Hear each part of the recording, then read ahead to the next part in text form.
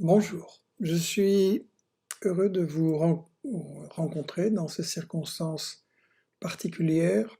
Je pense qu'on a besoin justement de prendre le temps de réfléchir, d'évaluer les informations qu'on a reçues, de comprendre si il y a eu une désinformation et une panique ou au contraire une sous-estimation des problèmes. Et on va essayer de regarder ça ensemble. Je précise, je ne suis pas médecin, je ne vais donc pas donner de conseils, de recettes. Il y en a beaucoup qui circulent, apparemment des bons et des moins bons. On pourra poser des questions, je pourrai les transmettre, mais c'est pas ma spécialité. Et on va essayer de faire attention aussi de bien se trouver en dehors des imaginations complotistes qui, comme toujours, peuvent sévir et imaginer toutes sortes de choses sans preuve, sans vérification. Mais la question de l'information, elle est vraiment décisive et on va commencer par montrer comment on a été informé par le New York Times, qui est un des deux plus grands journaux, non seulement des États-Unis, mais du monde. Ce sont les seuls pratiquement qui ont les moyens d'avoir beaucoup de journalistes, enquêteurs et de faire des recherches. Ils sont largement repris par la presse européenne et occidentale, et cependant, ce sont des journaux qui ont systématiquement désinformé l'opinion publique à propos de toutes les grandes guerres des dernières années, à propos du Venezuela et de tous ces enjeux nord-sud. Donc, prudence. Et voilà, je vous montre un extrait qu'on va traduire du New York Times. À gauche, vous avez le New York Times, je traduis, puisque c'est en anglais. L'Italie pratique le locking down, le blocage, le blocus de Milan, de Venise et d'une grande partie du nord, mettant en péril son économie dans un effort pour contenir l'épidémie la plus grave d'Europe du coronavirus. Voilà. Et on voit une photo d'un ministre là, et donc le New York Times applaudit. Alors il faut comparer avec le même New York Times sur Twitter, environ 2 mois plus tôt, et je traduis, c'est la partie à droite, suivez, on voit une photo d'un étalage fruits et légumes en Chine. Pardon. Et je traduis. Pour combattre le coronavirus, la Chine a placé environ 60 millions de personnes en lockdown, en confinement, et elle a institué une quarantaine très stricte et des restrictions aux déplacements pour des centaines de millions d'autres personnes. Sa campagne chinoise a représenté un très grand coût pour les conditions de vie des gens et les libertés personnelles. Donc là, vous voyez que on a la même mesure sur la Chine et on applaudit, et on a, pour l'Italie on applaudit, et pour la Chine ça devient la violation des droits de l'homme, des libertés personnelles, et ça. Et c'est toute la campagne qu'on a eue pendant 2 mois, tant que le virus était essentiellement limité à la Chine. Donc ça pose le problème de comment on nous informe. Alors aujourd'hui, on va essayer de survoler les raisons de la panique, ce qui s'est passé en Chine et la manière dont les Chinois s'y sont pris pour résoudre le problème.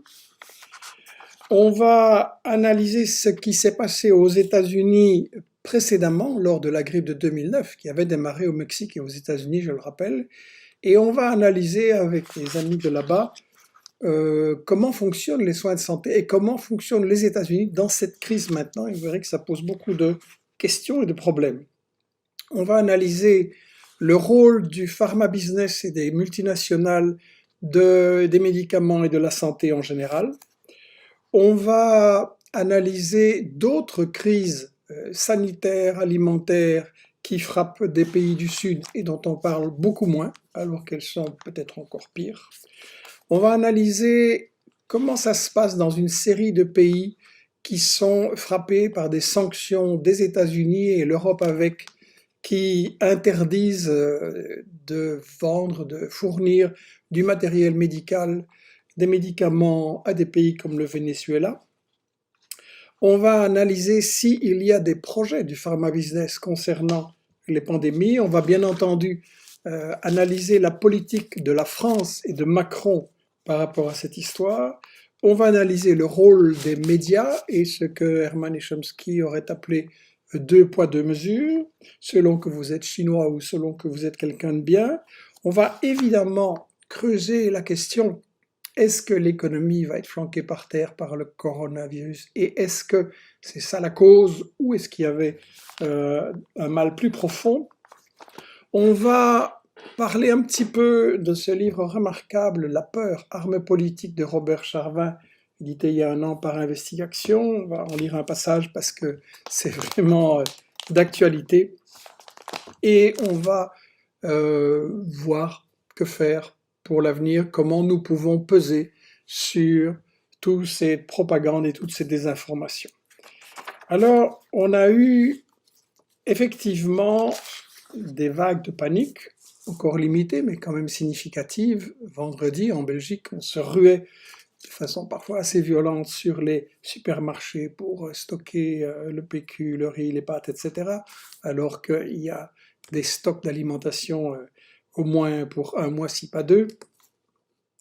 Mais je crois que le problème de la panique, il ne tombe pas du ciel. C'est normal que des gens s'inquiètent, mais ça dépend beaucoup de la manière dont ils ont été informés ou pas informés. Moi, ce que j'ai constaté dans cette information qui nous a été donnée par les responsables politiques et médiatiques en France, en Belgique, en Europe, c'est que dans un premier temps, la communication était très alarmiste parce que ça se passait en Chine. On nous a dit, les Chinois, un système fermé, inefficace, ils ne maîtrisent rien, c'est une catastrophe. Et bon, tout ce qu'ils faisaient était mauvais ou inefficace, ou on nous mentait. Et après un certain temps, quand les premiers cas ont commencé à se déclencher en Europe, à ce moment-là, on a eu le contraire. C'était la pédale de frein. Non, ça va, il n'y a pas de danger, le gouvernement surveille, il est à la phase 1, peut-être on passera à la phase 2, etc. Et tout était fait pour dire on ne va rien toucher à l'économie, on ne va pas ralentir l'activité économique, attention aux entreprises. Et donc, le 8 mars, je crois, j'ai vu ici en Belgique un virologue très réputé qui s'appelle Mark van Ranst, qui donnait une interview dans un quotidien flamand en disant « Pour moi, il faut tout de suite interdire tous les événements, toutes les rencontres, parce que c'est la seule manière de freiner, d'empêcher... Bon, il y aura l'épidémie, elle va se répandre, mais il ne faut pas qu'elle se répande trop fort et que les hôpitaux soient bloqués. » Alors je me suis dit « Ça, c'est une nouvelle importante. Elle va sûrement être demain dans les deux quotidiens flamands et francophones que je lis. » Ben non, ça n'était nulle part. Donc finalement, 4 jours après, on nous a quand même dit, oui, voilà, on supprime tous les événements. Tous les experts disent que lorsqu'une telle épidémie se répand, les premiers jours sont décisifs et qu'il faut prendre les bonnes mesures tout de suite. Donc je crois qu'on a été trompé par la communication de nos élites ici en Occident, moi aussi, d'abord très paniquante, puis très rassurante, et en fait empêchant, on va voir si il fallait faire ici comme les Chinois. Le professeur Deray, qui est le directeur de l'hôpital de la Salpêtrière à Paris, disait « Depuis 30 ans, de mon observatoire hospitalier, j'ai vécu de nombreuses crises sanitaires, le sida, le SRAS, le MERS, la tuberculose, des bactéries résistantes. Nous les avons gérées dans le calme et très efficacement, aucune n'a donné lieu à la panique actuelle. » Il parle de la Chine et il dit « Je ne suis pas inquiet quant aux conséquences médicales du coronavirus, il y a moyen de résister, dit-il. Par contre, je suis inquiet des vols de masques nécessaires à la protection des personnels soignants et personnels à risque, inquiet des vols de jets nettoyants, inquiet de ces risques pour acheter du papier toilette et des boîtes de riz, inquiet de cette terreur qui conduit à faire des stocks obscènes de nourriture dans des pays où elle est disponible dans une abondance tout aussi obscène, inquiet pour nos anciens déjà seuls et qu'on ne peut plus voir ni toucher, ils mourront plus vite mais seulement de solitude, inquiet que la santé devienne un objet de communication belliqueuse et de conflit, alors qu'elle devrait être une cause ultime de lutte dans le rassemblement. Inquiet que notre système de santé, déjà en grande difficulté, on va voir pourquoi un peu plus loin, ne soit prochainement débordé par un afflux de malades au moindre signe de syndrome grippal. Voilà, le professeur Gilles Doré, la couverture médiatique sur le coronavirus est très anxiogène, dit-il, et participe à l'affolement de chacun. Ça conduit aux théories du complot les plus folles. Et donc, ça c'est, à mon avis, une première réflexion à faire sur la question de la panique. Maintenant, je voudrais revenir, parce que c'est important, sur la façon dont les Chinois se sont attaqués à la maladie et sur la façon dont nos médias ont diabolisé les Chinois. Il n'y a pas d'autre mot, ce que les Chinois font, c'est toujours mauvais. Que ce soit Hong Kong, les Ouïghours, que ce soit le niveau de vie, c'est toujours mauvais. Et ici, au contraire, les experts qui sont un peu objectifs disent que les Chinois ont pris des mesures parfaites, excellentes. Il y a eu 1 ou 2 semaines de flottement au début, devant une pandémie différente, avec des aspects particuliers. Il y a eu des fautes commises localement aussi, mais très vite, le Parti communiste chinois a dit bon, c'est une guerre du peuple, c'est une guerre générale, on mobilise d'énormes moyens, et les mesures ont été radicales. Et là, on n'a pas dit oui, mais l'économie va souffrir, on va perdre de l'argent, etc. On a mis une ville de Wuhan de 11 millions d'habitants en quarantaine immédiate, totale, une autre zone bloquée d'une 50aine de millions d'habitants. On a directement fermé les écoles et les transports, trains, avions, métro, et seulement les transports individuels absolument indispensables, et la population a été confinée à son domicile avec un vaste plan de surveillance et de détection du virus quartier par quartier. On n'a rien vu de tout ça en Europe, et je crois que potentiellement, ça peut donc être plus dangereux en Europe que ça ne l'a été en Chine. Ce qui est frappant, c'est qu'en moins d'1 semaine, début janvier, les Chinois ont identifié le génome du virus et ont mis à la disposition de la communauté scientifique internationale, ce qui est évidemment très très important pour savoir comment le traiter et préparer un vaccin. Et donc, clairement, ces mesures ont permis de contrôler et puis de limiter rapidement la pandémie en Chine, puisqu'on a été à un moment donné entre 2000 et 15 000 cas nouveaux par jour, il y a encore 2 semaines, et que maintenant on en est à 150 nouveaux cas quotidiens, et que c'est en diminution très forte. Donc, il y a eu des mesures vraiment radicales et très fortes, avec la construction en urgence de milliers de lits hospitaliers, de mobilisation de forces médicales, de distribution de la nourriture. Donc ça a été impressionnant, et j'étais à Tournai il y a 2-3 jours pour donner, je pense que c'est la dernière conférence avant l'Apocalypse, j'étais invité par le groupement Hémisphère Gauche à Tournai, la conférence a eu lieu jeudi soir, et ma logeuse, j'étais logé dans un très chouette gîte là-bas à Tournai, me disait oui, mais en Chine, un pays tellement répressif qu'évidemment ils peuvent se permettre de faire des choses radicales, mais ici en Europe ça marcherait jamais. Je lui ai fait remarquer, oui, bon, peut-être, je ne vais pas dire que tout est parfait en Chine, je ne vais pas dire que tout me plaît, mais quand on voit les analyses de taux de satisfaction et de taux d'optimisme des populations par rapport à l'action de leurs gouvernants, on voit qu'en Chine, la grande majorité, il y a bien sûr des opposants, des gens qui sont tout à fait contre, mais la grande majorité de la population a confiance dans son gouvernement et pense qu'il est en train de bien améliorer sa situation. Je rappelle 650 millions de gens sortis de la pauvreté, c'est pas rien, tandis qu'en Occident on les plonge dans la pauvreté. Et donc il y a un taux de confiance important. Alors c'est vrai qu'en France, en Belgique, quand le gouvernement fait quelque chose, on a plutôt tendance à être contre d'avance. ont-ils mérité la confiance populaire? C'est un peu ça la question. Donc, sur les mesures de la Chine, il faut encore signaler que les scientifiques chinois ont très très vite mis au point un kit qui permet de réaliser le diagnostic sérologique en moins de 30 minutes. Et voilà, les épidémiologistes ont travaillé, ont traqué la manière dont la maladie se transmettait, on a réussi à trouver quels étaient les centres et à comprendre qu'est-ce qui s'était passé. Et donc ça pose une question, c'est que avoir beaucoup de scientifiques qu'on forme et sans se soucier de savoir s'il y a une rentabilité capitaliste immédiate, si ça va rapporter des profits rapidement, mais on fait ça parce que il faut protéger la population, ben, les Chinois l'ont fait et nous, ça manque. Donc voilà plusieurs remarques, encore une peut-être à propos de ce que j'ai reçu comme information sur la Chine. Oui, c'est aussi un engagement populaire. Il y a eu des dizaines de milliers de volontaires qui sont allés dans le Hubei, la région contaminée, qui ont été tracer la maladie, prévenir, établir des contacts entre voir quels avaient été les contacts entre les malades et leur entourage.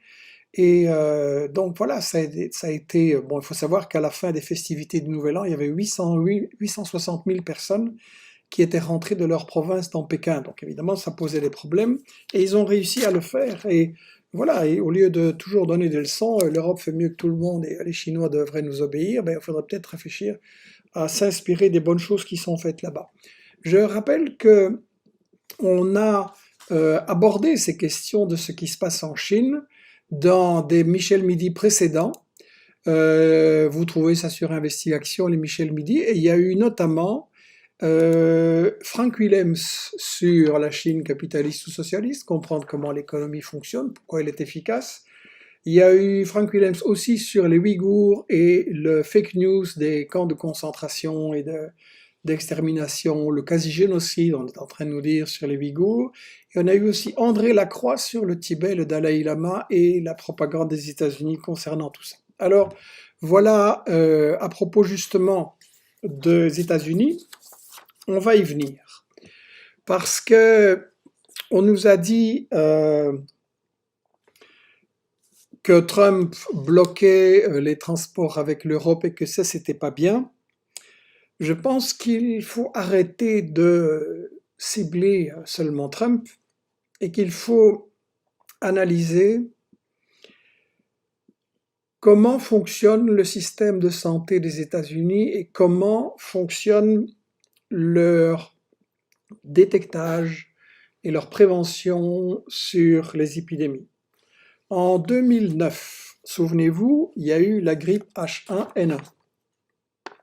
Où est-ce qu'elle s'est déclenchée? Au Mexique et aux États-Unis. On n'a pas, je signale, parlé de grippe américaine à ce moment-là. On n'a pas dit, ah, c'est les États-Unis, c'est un régime, un système, ça. Non, c'était juste une maladie.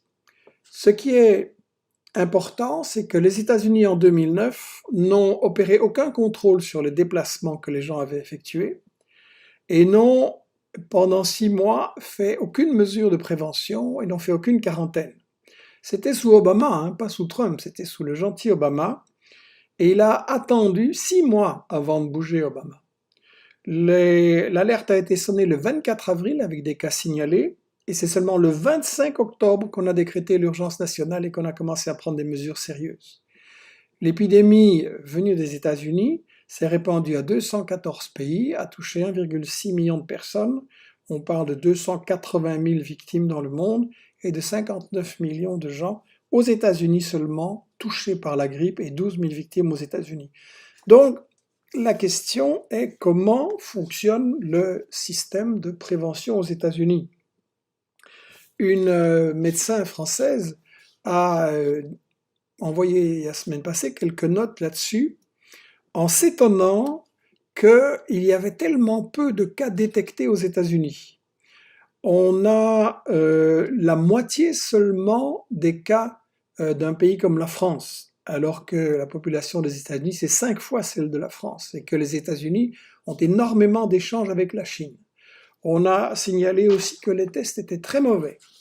Alors, j'ai reçu cette information, et j'ai un peu vérifié, et quelqu'un m'a envoyé ce matin une note d'un site Defense One que je ne connaissais pas, qui dit, c'est un site aux États-Unis, qui dit qu'il y a un gros problème.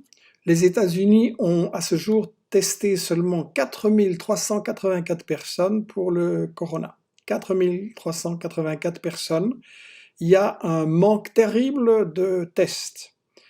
On a, dit ce texte, repéré que 570 personnes sont infectées dans 36 États, mais beaucoup trop peu d'Américains ont été testés. Et il fait la comparaison avec la Grande-Bretagne qui a testé 25 000 personnes, et surtout avec la Corée du Sud, où la maladie est très très répandue, sans doute en raison des échanges avec la Chine, et où là on a testé plus de 100 000 personnes. Donc la Corée du Sud teste 100 000 personnes et les États-Unis 5 000. Et on nous dit tout le temps qu'il faut suivre le modèle des États-Unis. On va le CETA, les fameux traités, et pour la santé aussi, on va y revenir. Soi-disant, l'Europe devrait s'inspirer de toutes les mesures des États-Unis. Je dis non, c'est exactement le contraire. On en vient ici au problème du Big Pharma et au problème de l'attitude des multinationales là-dessus. On va voir que, en fait, aux États-Unis, la situation de la santé est très mauvaise. Je me rappelle qu'il y a déjà une vingtaine d'années, un professeur des États-Unis, Sean Gervasi, avec qui j'étais en contact parce qu'on avait travaillé sur la guerre de Yougoslavie, est un jour venu se soigner en Europe parce qu'on lui avait détecté un cancer de l'estomac. Malheureusement, il en est mort quelques mois plus tard.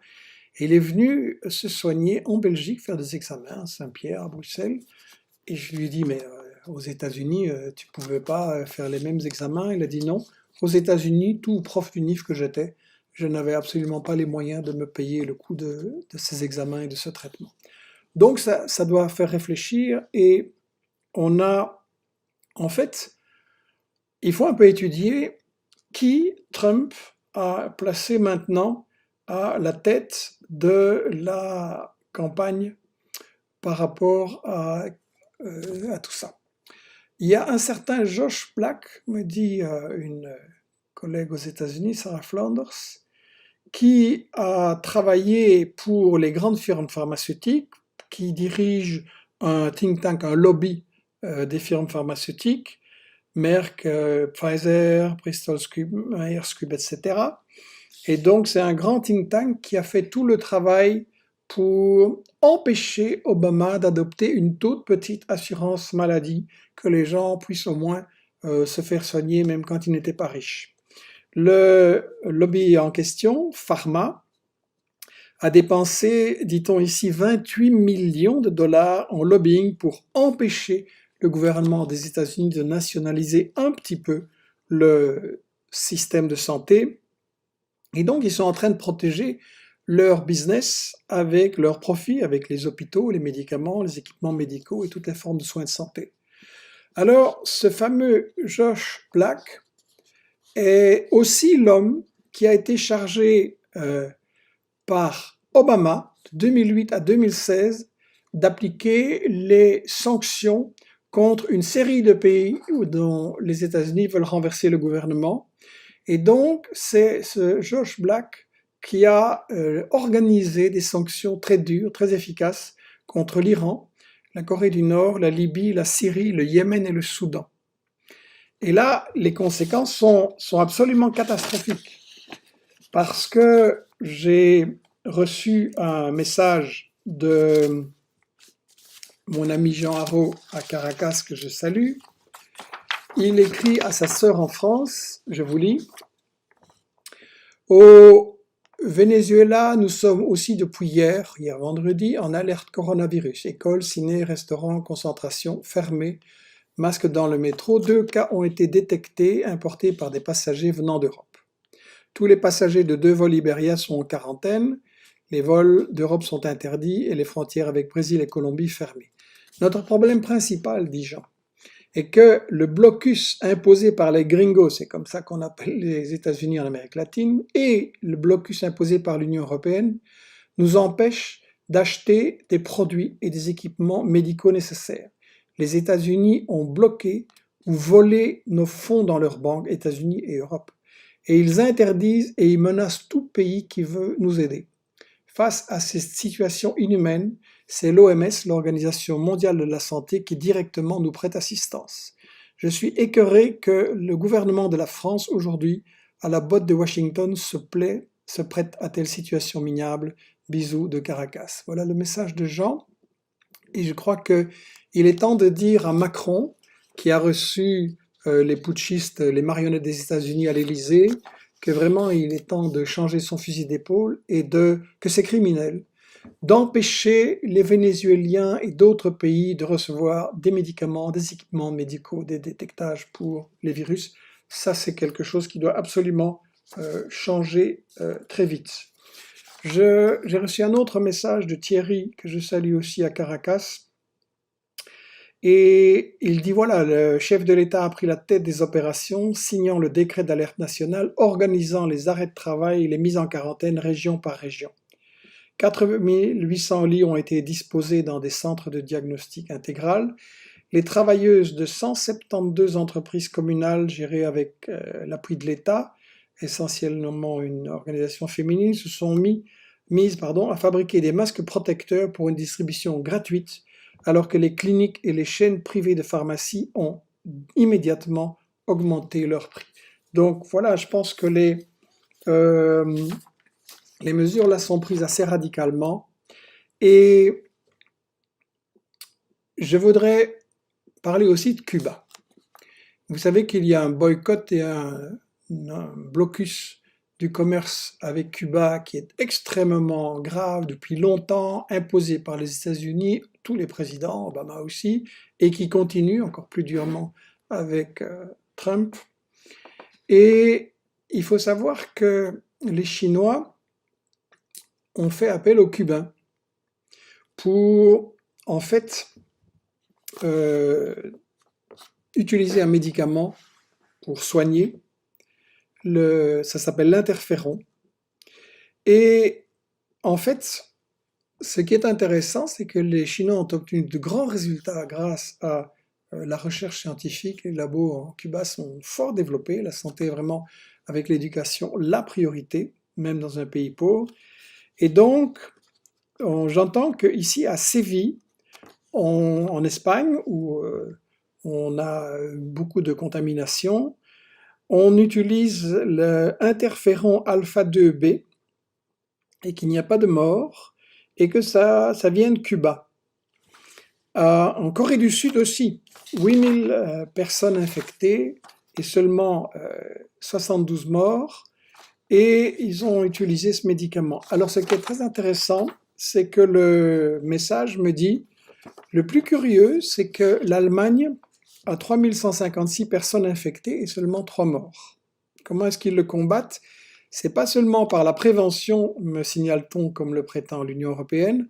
En fait, Angela Merkel a exonéré plus de 1000 laboratoires allemands pour leur permettre de commercialiser n'importe quel médicament contre le coronavirus, et ils ont importé la plante, la souche chino-cubaine.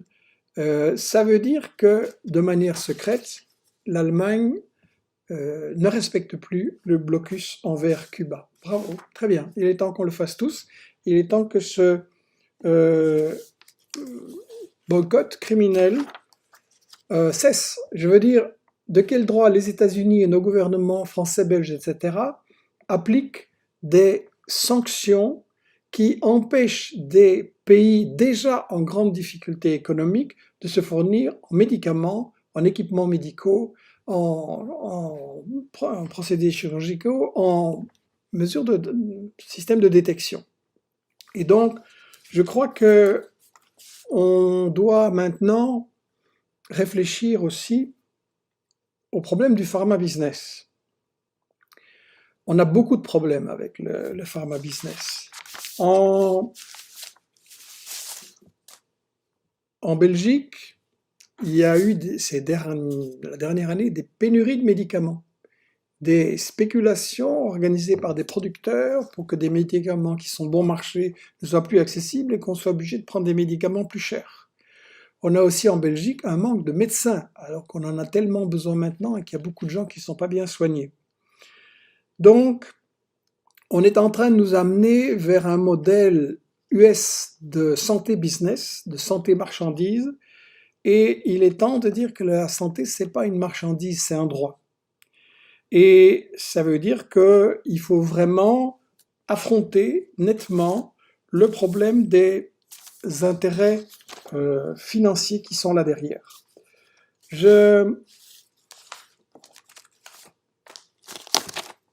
J'en viens à la France. En France, on a eu une communication solennelle, très émouvante, très marketing comme d'habitude, de votre cher président. Et il a parlé du caractère exceptionnel du système de santé en France et tout va bien. Sauf que ce système de santé, depuis qu'il est là, il n'arrête pas de l'attaquer. On a fermé, je pense, Madame Buzyn, son ministre là, en 2018, a fermé 4200 lits. Les urgences sont saturées. Le personnel de la santé est descendu dans la rue plusieurs fois pour protester contre la destruction par Macron et compagnie du système de santé français.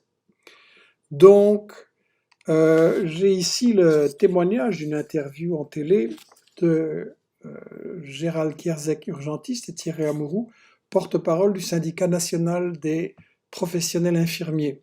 Je cite: à l'heure actuelle, il y a pénurie de masques et les médecins libéraux n'ont toujours pas reçu de masques pour se protéger de la maladie. Donc il y a des médecins qui sont obligés d'aller soigner les gens en ne pouvant pas se protéger. Ce que nous dénonçons depuis des années, on est face à ça, la paupérisation d'un système de santé. Il y a environ 6000 lits de soins intensifs, des lits de réanimation dont on va avoir besoin pour les formes les plus graves.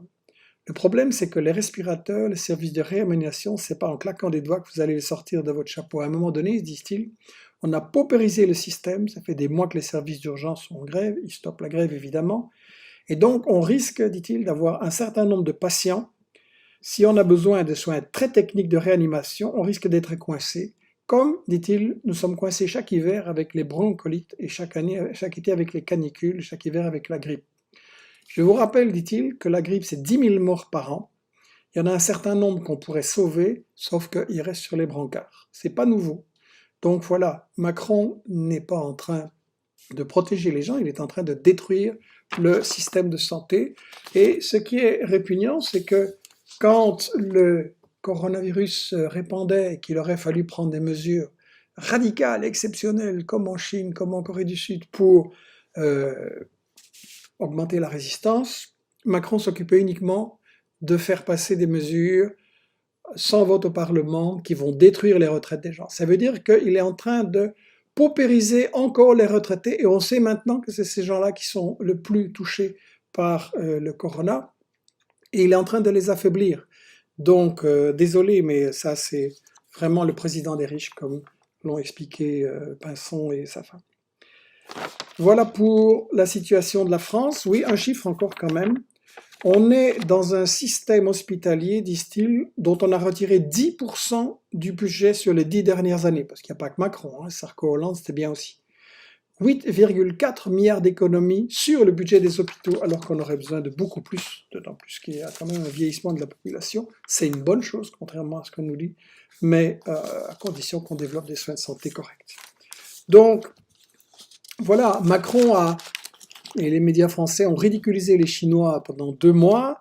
Ça cache leur incompétence, ça cache leur arrogance, et il est temps d'écouter les personnels du soin de santé et de se battre dans la rue s'il le faut pour que les bonnes mesures soient prises. Ah oui, je signale encore, je lisais hier dans un journal, le Fonds monétaire international, celui-là vraiment, quand on n'a pas besoin, il s'en rappelle encore. Le Fonds monétaire international a pris des recommandations par rapport à la Belgique en disant qu'il faut diminuer les retraites. Ben non, c'est le contraire. Et qu'il faut faire des économies dans les soins de santé. C'est exactement le contraire, et le Fonds monétaire international, il faudrait cesser d'y participer. Il faudrait rendre cette organisation complètement illégale parce qu'elle est criminelle. Le Fonds monétaire international et la Banque mondiale ont déjà assassiné des dizaines de millions de gens dans les pays du Sud appauvris par leur politique et il est temps de mettre fin. Alors j'ai reçu une petite note de Carmen que je salue, qui a fait beaucoup de travail de recherche très précieux pour mes prochains livres.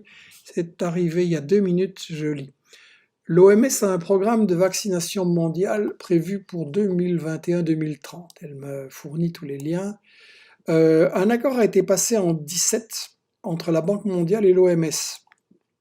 Ils ont lancé des obligations pandémie pour 500 millions d'euros. En octobre 19, dit-elle, le centre John Hopkins et la fondation Bill Gates, qui n'est pas du tout philanthrope, ça, il faut lever toutes les illusions. Il y a un excellent bouquin qui est paru là-dessus chez Actes Sud. On parlerai aussi dans mon prochain livre si j'ai le temps. Et donc Carmen dit que Bill Gates et le centre Hopkins ont organisé un event consistant en la gestion d'une simulation d'une pandémie mondiale. Commentaire très judicieux de Carmen. Ça sent mauvais, le fric toujours et partout là. Il va falloir faire très attention. Les Cubains montrent qu'il y a des moyens de soigner les épidémies par la prévention et par des choses bon marché. Et évidemment, le pharma business va foncer là-dessus, sur des possibilités de profit. Et pour le pharma business, la panique est très très utile. Ça, c'est quand même une première réponse à la question. Alors, j'en reviens à la question de la désinformation et de comment on nous a informés.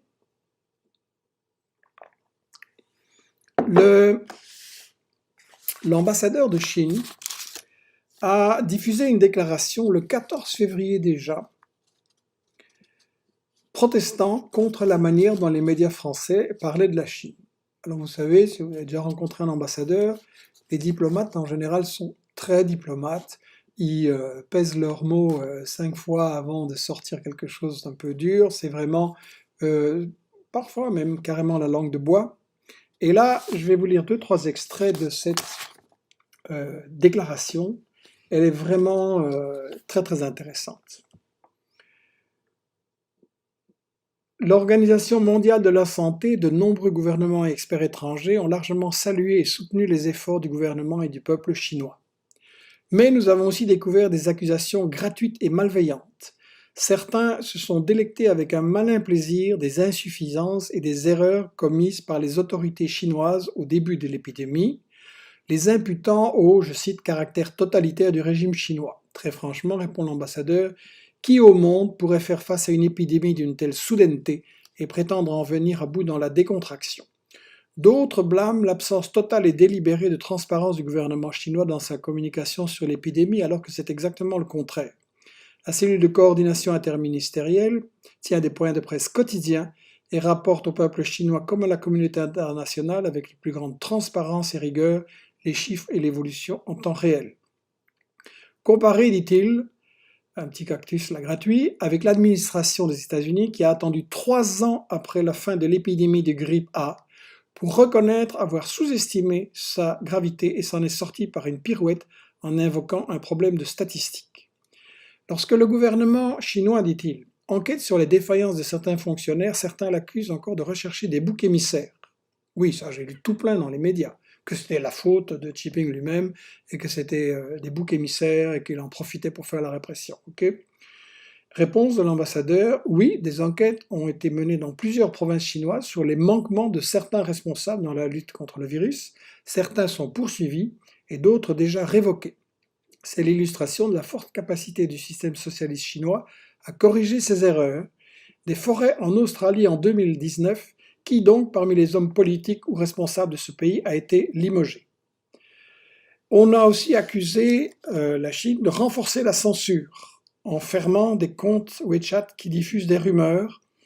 Et l'ambassadeur fait remarquer, je rappelle que sur Facebook, rien que sur les 3 derniers trimestres de 2019, 5,4 milliards de comptes ont été supprimés pour diffusion de rumeurs, 5,4 millions.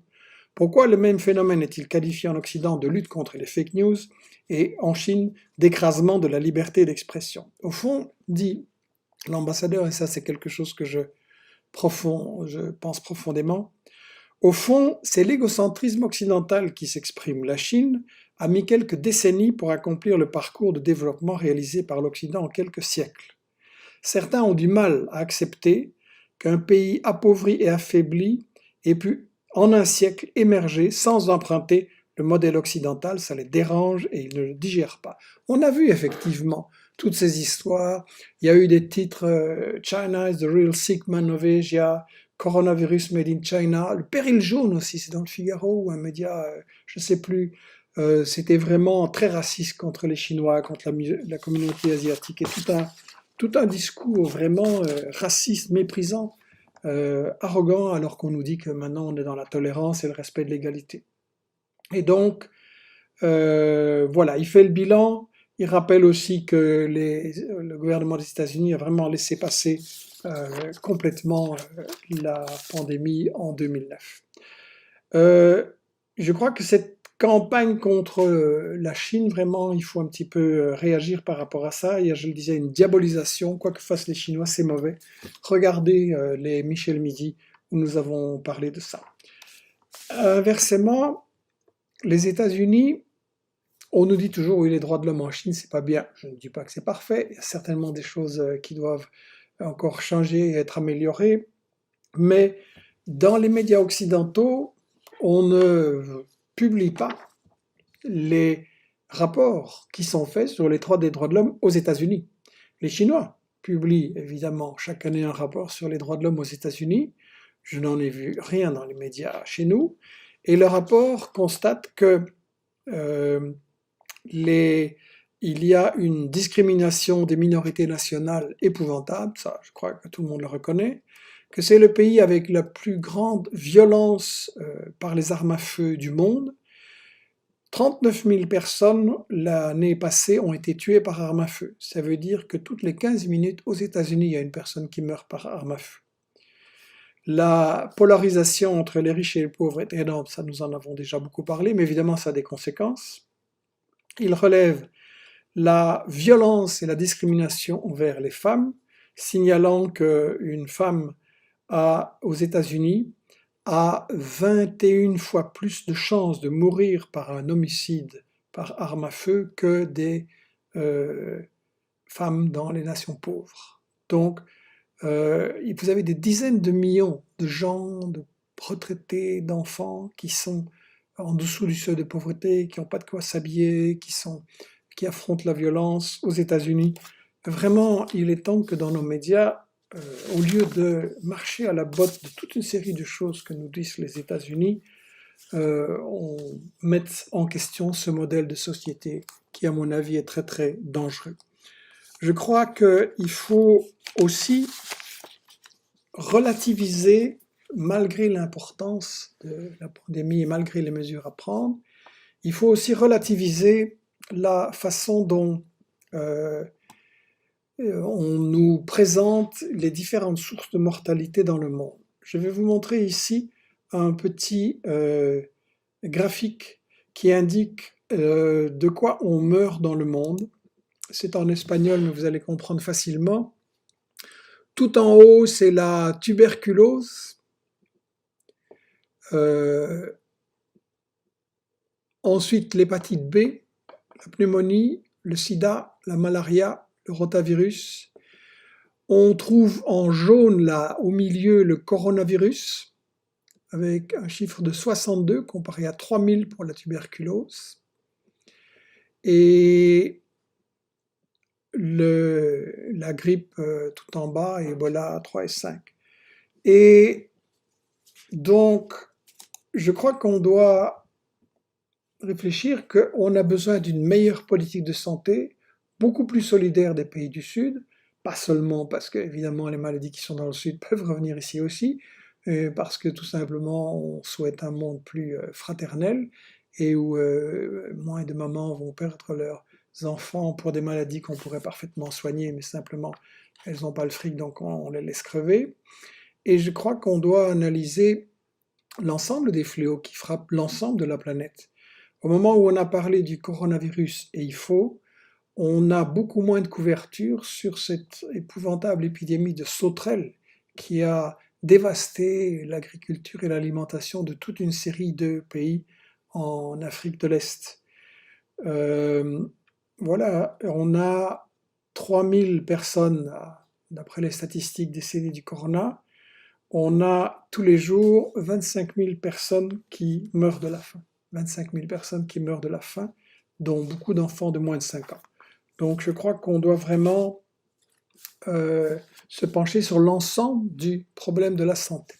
Je vais, avant de parler de l'économie et de la question de la peur et de la panique, je vais regarder les questions que vous posez très nombreux et vous essayez de vous répondre. Quel est le médicament cubain qui a aidé la Chine? C'est l'interféron. J'essaierai de mettre après sur l'émission les informations qu'on m'a données.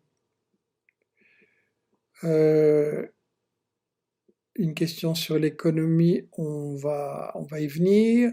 Le monde doit se réveiller, boycotter les chaînes de télévision, prendre conscience des réels problèmes du monde, oui. Alors, j'essaye de voir comment je peux voir les questions précédentes. Voilà. Le programme de Facebook a un peu changé, donc j'ai du mal à voir toutes les questions. Le virus égale... oui, non. Attendez. Pourquoi nous parle-t-on de jeunes contaminés sans nous dire leur état de santé avant le Covid-19? Je ne suis pas médecin, je ne peux pas répondre. J'ai juste personne qui m'a signalé que, en fait, il y a des jeunes qui ont été atteints parce qu'ils avaient pris des anti-inflammatoires et que ce n'était pas une bonne solution, mais je ne vais pas donner de conseils médicaux, c'est pas ma spécialité. Voilà, je n'arrive pas à... Ah si, il y a là une petite barre. Ok, je peux revenir à d'autres questions.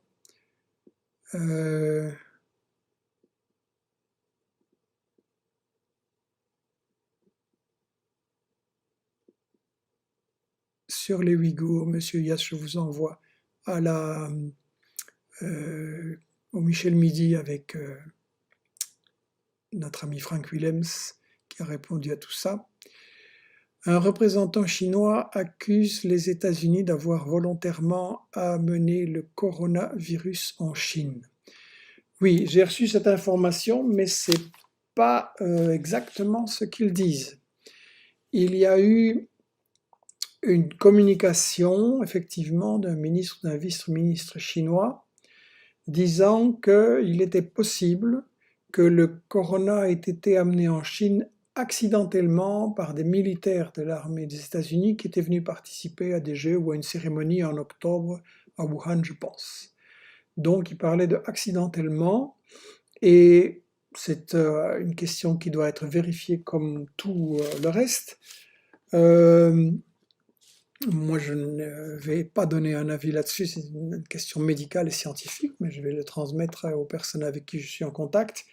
Donc, on a parlé de accidentellement, et ce que les Chinois ont dit, c'est que les États-Unis, au lieu de donner des leçons à tout le monde et d'accuser la Chine, feraient bien de commencer par mettre de l'ordre chez eux, et le fait que les États-Unis, comme je disais tout à l'heure, n'ont absolument pas détecté correctement les problèmes, pourrait expliquer que ça peut arriver, ça peut être venu de là. Ceci dit, je pense qu'on doit pas rentrer dans cette longue discussion. Ça peut mener à des choses complotistes, ça peut mener à des divisions. Je pense que le fait que les épidémies se répandent plus facile, plus fort maintenant qu'avant, c'est évidemment une conséquence de la globalisation, la multiplication des transports et des échanges. Je ne vous apprends rien. Donc, on a déjà eu dans le passé beaucoup d'épidémies importantes. Je rappelle la grippe dite espagnole qui a tué énormément de gens, encore plus que la Première Guerre mondiale dans les années 20 du siècle dernier. Donc on a eu beaucoup d'épidémies mortelles, beaucoup plus encore que maintenant. On a eu aussi des paniques et la tentation de trouver un bouc émissaire. Je crois que dans un monde globalisé et avec tant d'échanges, il faudra réfléchir, mais de toute façon on ne va pas les supprimer. Évidemment que les risques sont plus forts. Donc la solution n'est pas d'accuser tel ou tel pays, y compris les États-Unis. La solution est de développer un système de prévention et des soins de santé capable de faire face et de la recherche scientifique fondamentale capable de faire face. Et là, la recherche scientifique fondamentale, j'insiste, elle doit être publique. Parce que le problème du pharma business, c'est qu'ils font de la recherche, d'abord ils n'en font pas beaucoup. En général, ils piquent les recherches qui ont été faites par les institutions publiques, ils brevettent ça et puis ils vous le vendent très cher. Mais eux, ils n'ont intérêt à faire de la recherche que s'ils sont sûrs qu'il y a un médicament qui va leur rapporter des gros bénéfices rapidement. Mais ça, c'est une très mauvaise politique en matière de santé. Je pense au contraire que nous avons besoin de beaucoup développer la recherche scientifique fondamentale pour mieux comprendre comment nous fonctionnons, comment les maladies peuvent se répandre, comment les soigner. Et s'il n'y a pas de profit immédiat, eh bien tant pis, c'est nécessaire pour la santé de l'humanité, point barre. Donc, ne rentrons pas dans cette histoire et donc je ne marche pas dans l'idée de les États-Unis l'ont fait exprès ou Soros ou Bill Gates et tout ça l'ont fait exprès pour qu'il y ait moins de Chinois, etc. Faites attention, ne tombez pas dans ce genre de complot. Voilà par rapport à vos questions récentes. J'en viens à l'économie. On nous dit, oui, ça y est, à cause des Chinois et à cause du coronavirus, l'économie va aller mal. Ça, c'est de la désinformation totale parce qu'elle allait déjà très mal avant. Quand on lit les publications des journaux économiques, on voit que la question n'est pas de savoir si il va y avoir une crise, mais quand il va y avoir une crise. Et ça dépend d'un élément déclencheur. Vous savez, si vous êtes dans une maison que vous avez remplie avec toutes sortes de produits inflammables et du pétrole absolument partout, etc., et que vous entrez dans la maison et que vous poussez l'interrupteur et que vous aimez le courant, bam, ça pète, on va dire « Ah, c'est parce qu'il a allumé l'électricité qu'il a fait flamber la maison. » Non, tout était déjà prêt à flamber. C'est exactement la même chose pour l'économie, et je voudrais faire 2-3 réflexions là-dessus. Premièrement, on nous dit oui, l'économie en Chine s'est ralentie, on ne peut plus faire leurs importations, et donc ça va être la crise ici.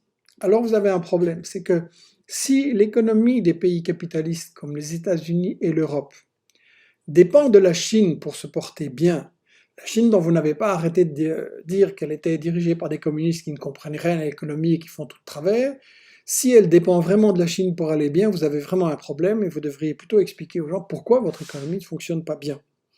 Il y avait déjà une récession avant et je lisais il y a 2-3 semaines un très bon article d'Éric Toussaint du CADTM, le Comité pour l'annulation de la dette du tiers-monde, dans lequel il disait « La chute des cours boursiers était prévue bien avant le coronavirus.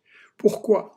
Le cours des actions et le prix des titres de la dette ont augmenté d'une manière exagérée depuis un an. La richesse du 1% le plus riche a énormément cru car elle se base sur la spéculation financière. Il faut souligner, dit Toussaint, que le moment où intervient la chute des cours boursiers est le résultat d'un choix.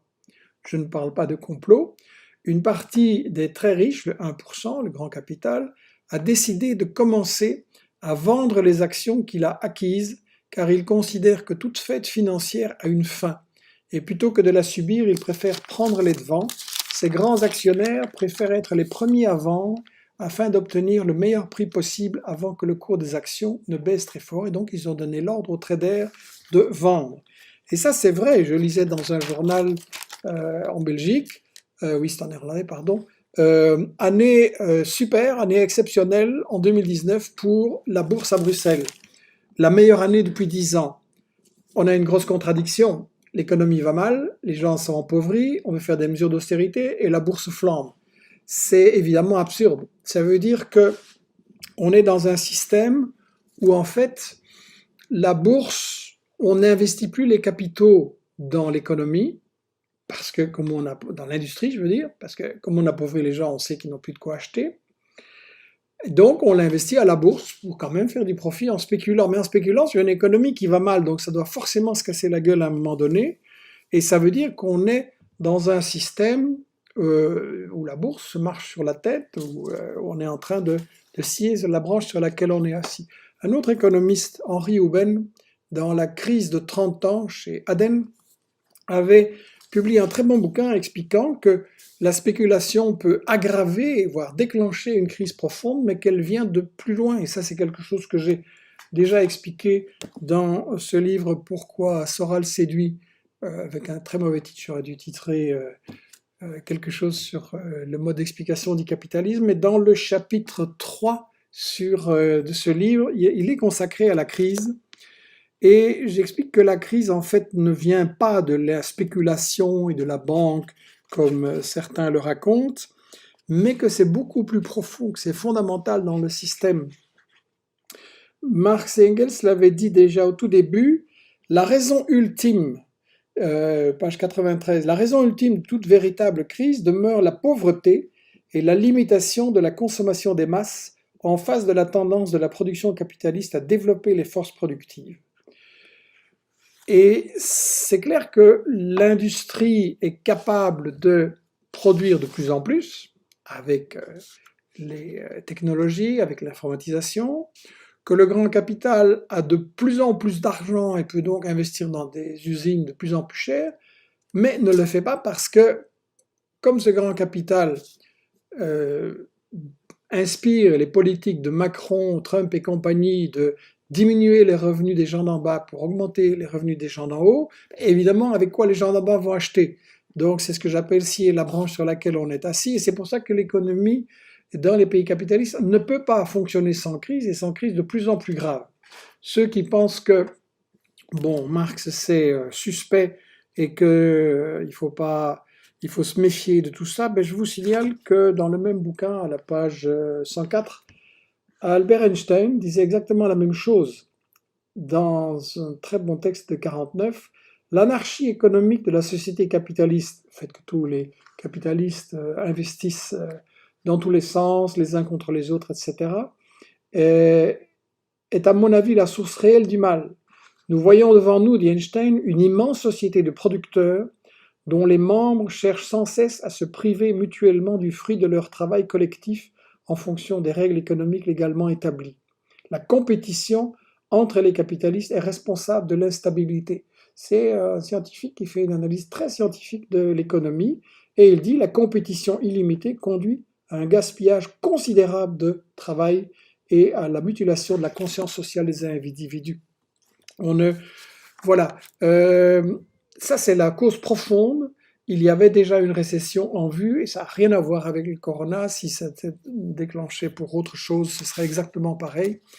Mais il est vrai que cette économie va très mal, qu'on est en prévision de choc, de guerre économique et d'affrontement entre grandes puissances très très fort. Regardez les États-Unis et l'Europe, regardez ce que les États-Unis essayent de faire partout. Et donc, voilà, il faut lutter contre cette désinformation. Je signale qu'il y a eu récemment une vidéo de Jorion, vous savez, l'économiste qui avait prédit seul la crise financière de 2008. Il a été interviewé par Kwamuo sur la vidéo Les Médias et il a dit, voilà, la récession, elle se prépare depuis longtemps. Maintenant, on vient de baisser les prix du pétrole de 30%, c'est sans précédent.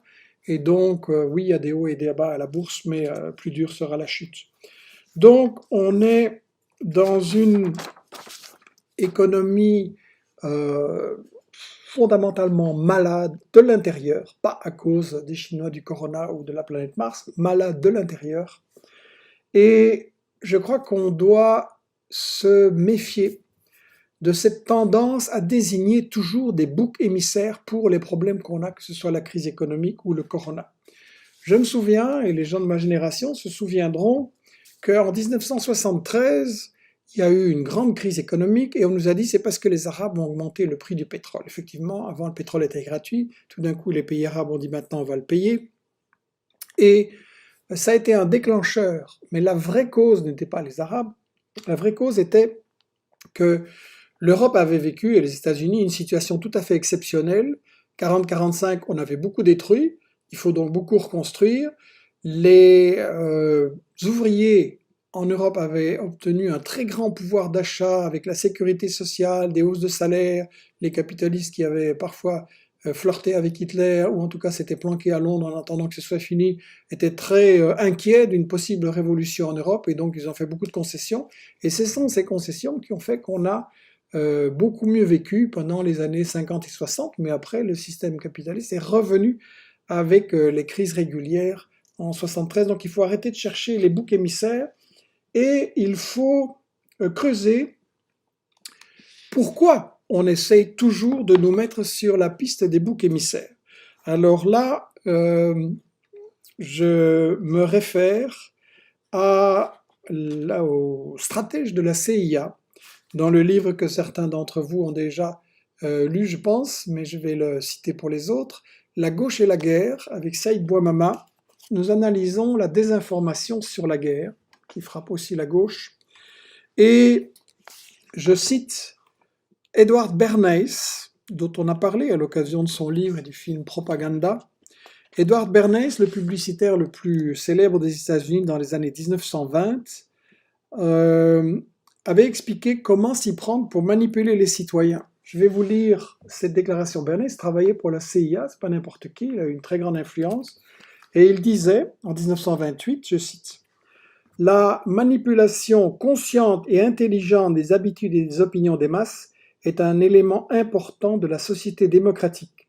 Ceux qui manipulent ce mécanisme non visible de la société constituent le véritable pouvoir dirigeant le pays. On peut vendre un gouvernement à une communauté exactement comme n'importe quelle autre marchandise. La manipulation consciente et intelligente des masses constitue un élément important de la société démocratique. » Ça, c'est quand même... Hein. Et on peut vendre un gouvernement comme n'importe quelle marchandise. Et donc, ça c'est Bernays en 1928. Il est un peu connu. Un autre stratège de la CIA qui n'est pas connu est Harold Lasswell. Et il explique à la même époque, en 29, et c'est intéressant, on est dans une très grande crise économique. Il y a eu des fortunes, des milliardaires, Ford, Rockefeller, tous ces gens-là ont construit vers 1890-1900 des fortunes colossales. En même temps, il y a beaucoup de pauvreté aux États-Unis à cause de l'exploitation. Ces gens sont critiqués, ils essayent de se dédouaner en faisant des soi-disant fondations philanthropiques et des choses comme ça. Et Lasswell se rend bien compte que c'est ça le problème et que ça peut péter aux États-Unis. Et Lasswell dit qu'il faut mentir sur les causes des problèmes. Je cite, les résistants, et il dit qu'il faut que les États-Unis apprennent à vendre les guerres qu'ils désirent déclencher. Les résistances psychologiques à la guerre dans les nations modernes sont si grandes que chaque guerre, dit Lasswell, doit apparaître comme une guerre de défense contre un agresseur menaçant et meurtrier. Il ne doit pas y avoir d'ambiguïté sur ce que le public doit haïr. Il ne faut pas que les gens se posent des questions, dit-il. Il ne faut pas que les gens croient que la guerre a pour cause un système mondial d'affaires international, ni la stupidité et la malveillance de toutes les classes gouvernantes. Non, c'est toujours l'ennemi qui doit être responsable. Et il dit qu'il faut le faire d'une manière mensongère et très simpliste. Il dit, il est toujours difficile pour beaucoup d'esprits simples de la nation de mettre un visage sur un ennemi. Ils ont besoin d'avoir des individus sur qui porter leur haine. Voilà, il faut réfléchir par rapport à ça, des individus sur qui porter leur haine, et il faut se poser la question aussi bien sur le coronavirus que sur la Libye, la Syrie, l'Afghanistan, le Venezuela, etc. Dans la question de la peur, j'en viens à Robert Charvin, La peur, arme politique, avec ce sous-titre qui, je crois, est très clair. Gouverner, c'est faire peur et rassurer, n'est-ce pas, M. Macron? Et Charvin analyse en fait les peurs d'hier et d'aujourd'hui. Il montre comment il y a des peurs légitimes, il y a des peurs fabriquées, et il montre que ça a toujours été la stratégie du pouvoir, les rois, l'Église évidemment, qui joue un rôle très important dans la manipulation des esprits en Europe, de faire peur pour dire on va vous protéger. Et donc ce livre amène à réfléchir qui aujourd'hui manipule nos peurs et comment résister. Et Charvin dit, je cite, « À l'évidence, les pouvoirs ne peuvent reconnaître devant leur peuple que les maux principaux dont ils souffrent ont pour origine l'ordre intérieur et leur mode de gouvernance favorable à certains intérêts et privilèges. Dans la propagande, le désordre et les difficultés ne peuvent provenir que du désordre extérieur et de leurs complices intérieurs. On a besoin d'ennemis. Voilà, ça c'est un livre que je voudrais beaucoup vous recommander dans cette période de, de crainte, de désarroi. Réfléchir qui est en train de semer la panique, qui a intérêt. On a vu des intérêts politiques, on a vu des intérêts économiques là derrière. Et donc voilà, je vous ai indiqué plusieurs livres qui semblent intéressants. Je vais encore dans 2 minutes prendre les questions que vous avez posées ces dernières minutes. Je voudrais indiquer que vous allez avoir du temps libre, hein. Vous allez devoir rester chez vous, il n'y aura plus beaucoup de distractions. La télé, attention, ça peut faire beaucoup, ça peut nuire à la santé. Donc, c'est le moment de lire. Et je vais vous diffuser ceci. C'est un beau petit visuel rigolo qui a été préparé par Joël, que je remercie. Vous remarquez qu'on a le penseur de Rodin entre une série de livres d'investigation. Et voilà, c'est pour vous dire que pour ceux qui vont commander nos livres sur notre site et ainsi faire en sorte que leur soirée soit utile et instructive pour se préparer à la résistance, on vous offrira le livre La peur, arme politique de Robert Charvin, très très intéressant je pense, et on peut trouver tout ça sur notre rubrique de livres ici sur le site, ou vous pouvez écrire via le site aussi.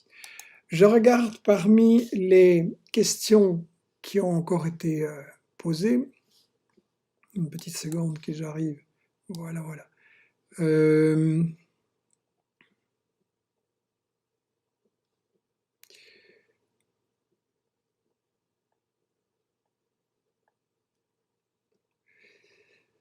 Le virus n'est pas dû au hasard, loin de là, et le timing est choisi. Il faut vraiment faire attention, s'il vous plaît.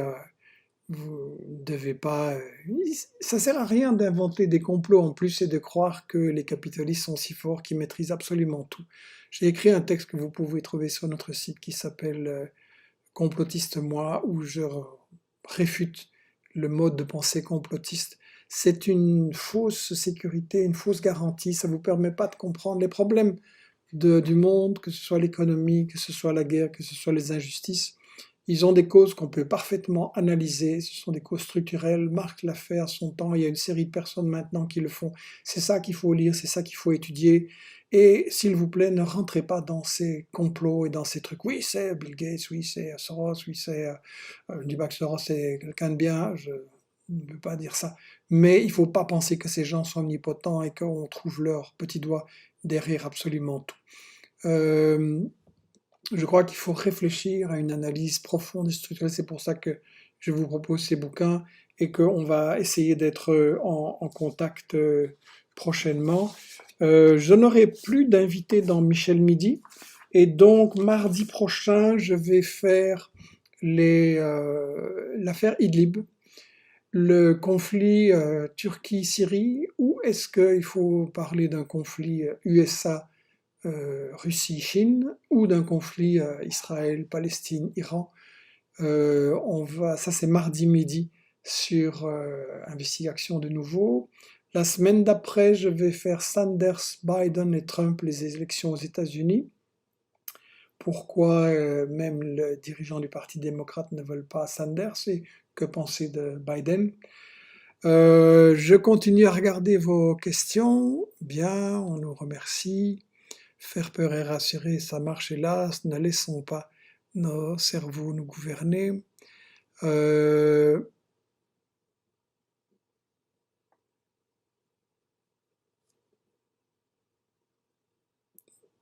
Voilà, il y a des commentaires sur la manière de se soigner, sur les informations.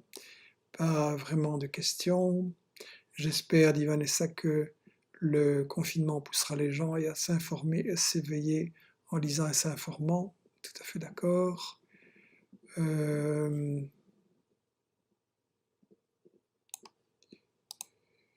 Voilà. Les responsables sont les riches et les puissants de la planète.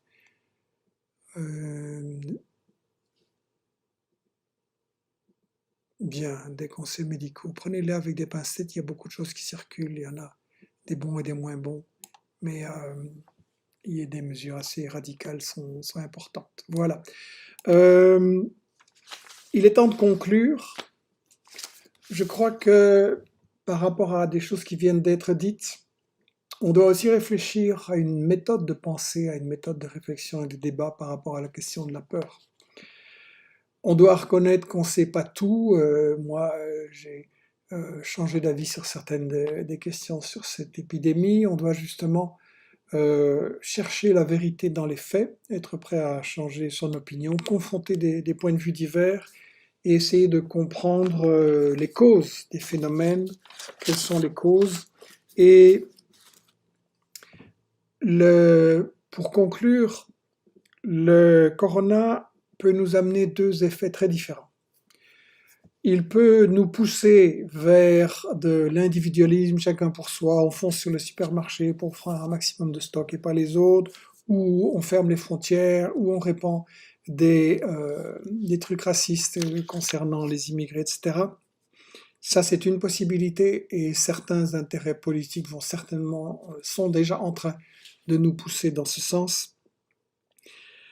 Mais l'autre effet est tout aussi possible et je voudrais plaider dans ce sens. Je crois que la crise du corona peut justement nous amener à prendre conscience des causes et du fait qu'on ne pourra s'en sortir qu'en coopérant tous ensemble avec plus de solidarité.